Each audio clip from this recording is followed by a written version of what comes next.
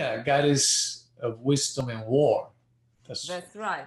So Athena is a very interesting goddess because in my mind, because I like to compare goddesses from different traditions, she's like, in a way, like Saraswati, but few levels lower. And also she lost her almost this transcendental aspect, the completely divine aspect. I'm just here, you ask, I give knowledge. So her knowledge is very intellectual, and she's also knowledge of war. So she's also not a goddess of technologies. So for example, like nowadays we live in times of technologies which almost loses the side of humanity, like transhumanism, like cyborgs and so on. Oh wow, this is amazing because it's so on point. Oh really? So Yeah. so and because of that, she's this goddess of wisdom, and she's a woman gender-wise, right? A goddess, but she really has no feminine qualities, really. So it's the feminine qualities which are associated with compassion or empathy. She really doesn't have it. In Greek mythology, she uses just her mind, like, okay, so she's very kind of she likes to strategize. She is a strategizer. Calculative.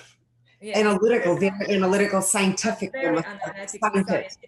Like a scientist who really, what's needed at the moment, don't worry about the consequences. Oh my God, this is so on point. Strategist.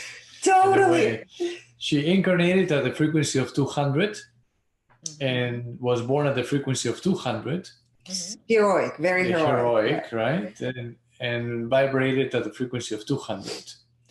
Viewed health at 200, finances 50, creativity 100. So that's creating the war, right? That's her. Yeah. Technology, Yeah, but we'll go in technology. That's going to be IQ.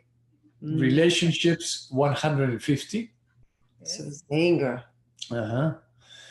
Personal growth. Rage. Yeah, anger, rage, yes. Personal growth 200. Philanthropy 200. Intuition 200. And then under intuition we have clairaudience at 200, clairsentience 100, clairvoyance 200, and claircognizance 150. Rage. So her knowing is based on rage. Right. And then linked with this 100 under creativity, that's can make her a very, like a combative. warrior. Warrior. Yes. Ruthless warrior. Yeah, ready for combat. In intelligence aspect, we have IQ at 400. That's your researcher.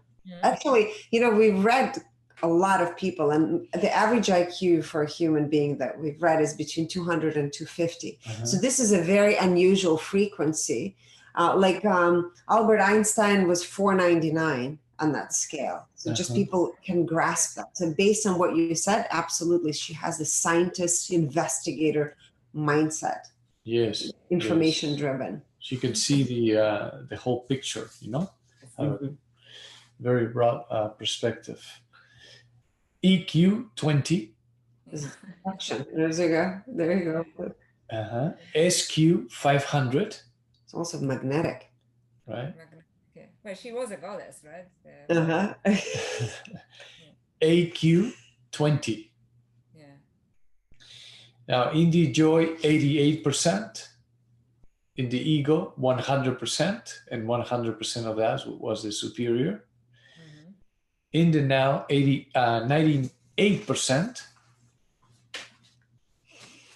Integrity, 100%. Integrity to self, 100%. And integrity to others, 100%. Self-awareness, 100%. Clarity, 100%.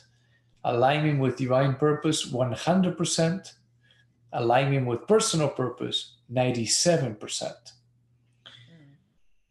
Compassion, 40%. Empathy, 67%.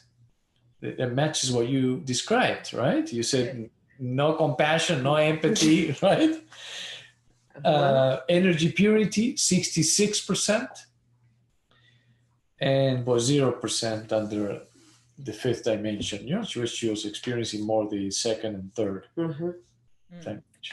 That's exactly what actually mythology says, because for example, if Aphrodite or even Hathor, you know, worship me because I am sexy, or, you know, Aphrodite worship me because I'm beautiful and I want to play, Aphrodite would be like, worship me because I'm smarter than you are, or I'm not afraid of you because I'm smarter than you are, and you know, I can produce technology that, you know, will destroy you, right? I'll take you. So, but she still was about, I want to be worshipped, and, you know, you better worship me because, you know, there are consequences. Right?